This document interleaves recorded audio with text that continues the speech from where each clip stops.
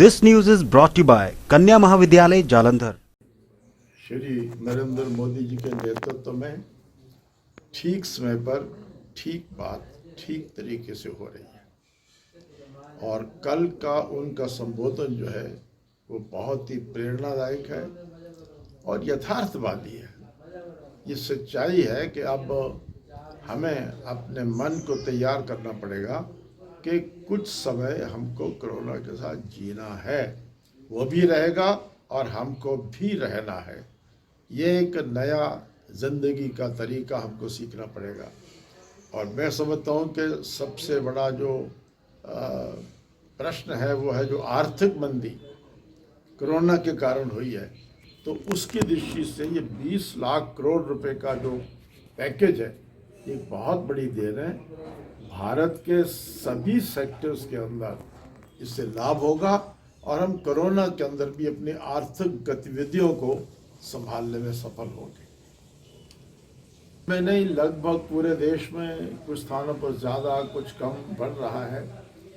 बात यह है कि इस देश के लाखों लोग इधर से उधर रहते हैं। अब घरों से बाहर जो लोग जाते हैं, खासकर मजदूर, उनकी हालत तो यह है कि एक एक कमरे में 8-8 लोग रहते हैं और वो शिफ्ट में काम करते हैं, शिफ्ट में आकर के सोते हैं। अब काम करते हुए तो एक कमरे में 8 लोग रह सकते हैं, लेकिन लॉकडाउन के बाद कहाँ रह सकते हैं, संभव नहीं है। तो स्वाभाविक है सरकारों ने जो सोचा है कि बाहर जो लोग रह रहे हैं उनको वापस आना भी आवश्यक है। अब दोनों चीज़ें ज़रूरी है और दोनों होंगी। बाहर के लोगों को लाना भी ज़रूरी है और अगर हम लाएंगे तो कोरोना थोड़ा बढ़ेगा, उसको भी हमें स्वीकार करना पड़ेगा। इसमें तरीका यही है कि बाहर से आने के बाद कम से कम 14 दिन जिनमें तो किसी किस्म का लक्षण है वो तो हॉस्पिटल में उनको रखा जाए, बाकी घर में रहें। और मुझे कल डिप्टी कमिश्नर बता रहे थे कि जिला कांगड़ा में घर पर जो लोग रह रहे हैं लगभग 95% सचमुच एकांत रह रहे हैं।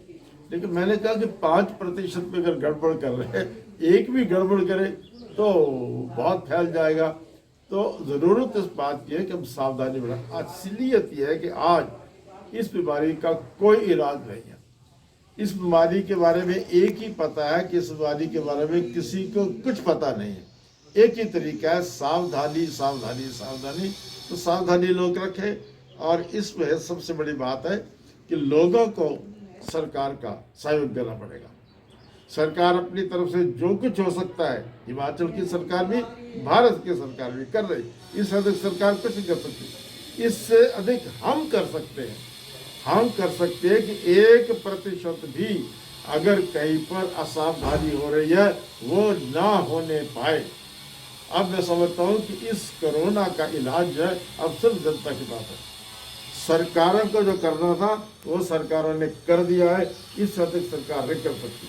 अब समाज को पूरा सहयोग देना चाहिए और समाज काफ़ी हद तक दे रहा है। लेकिन मैंने पहले ही कहा था ये जंग है, इट इज़ ए टोटल वार और टोटल वार सबको लड़नी पड़ती है।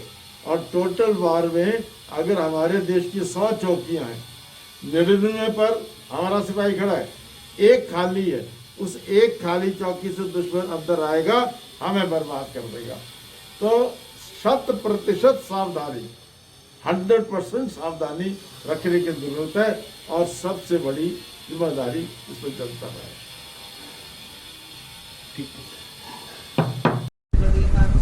Hi all, this is Navpreet Kaur, FTV Femina Miss India Top 5 finalist and Femina Miss India Punjab crown holder, also a proud KMBite.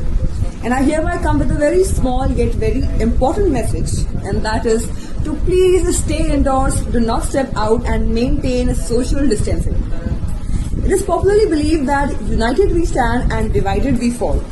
But here in the season of quarantine, this has completely changed its meaning. And now, united we fall and divided we stand. Therefore, please maintain social distancing and do not meet people. Avoid meeting your friends for some time till this thing comes to an end. Also, avoid getting bored. And if you're a KMVite, you know how to not get bored because we have all the work in the world to do in this time.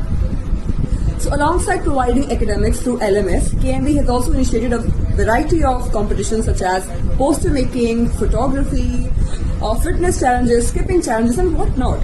So this is keeping us completely occupied and busy.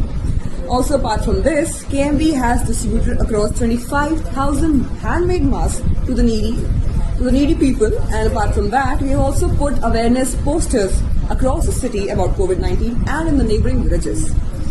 So this is about KMV and how we are keeping up with this situation, and we are keeping strong, staying healthy, staying home, staying alive. So this is Navpreet Kaur, proudly a KMVite.